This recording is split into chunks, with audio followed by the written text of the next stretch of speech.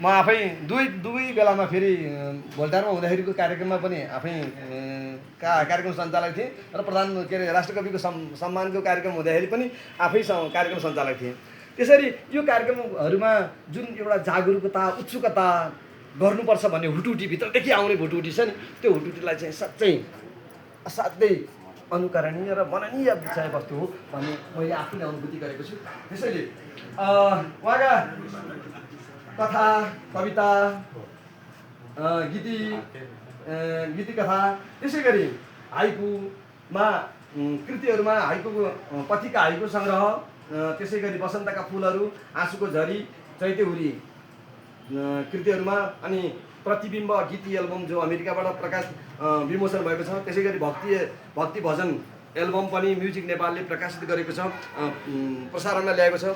त्यसै गरी अहिले हालसालमै हेर्नुपर्दा नयाँ प्रविधि र प्रविधिसँग खेल्दै गर्दा पथिक युट्युब च्यानल पनि सञ्चालनमा रहेको देखिन्छ। यसरी निरन्तर रूपमा क्रियाशील भइरहने यो जागरुकपनलाई सम्मान गर्दै उहाँको सामाजिक क्षेत्रमा उहाँले गरेका योगदानहरूलाई पनि स्मरणीय ठान्नुपर्छ। गण्डकी सामाजिक गुठीमा रहेर काम गर्नुभएको छ। त्यसै गरी पश्चिमाञ्चल विकास मञ्चमा रहेर काम गर्नुभएको छ। त्यसै गरी सडक बालबालिकाको क्षेत्रमा कार्यरत रहेको संस्था एपिसीको पनि अध्यक्ष भएर काम गर्नुभएको छ। मर्स्याङदी बागमैको अध्यक्ष हुनुभएको र सल्लाहकार हुनुभएको कुरा त मैले जोड्नै परेन। यसरी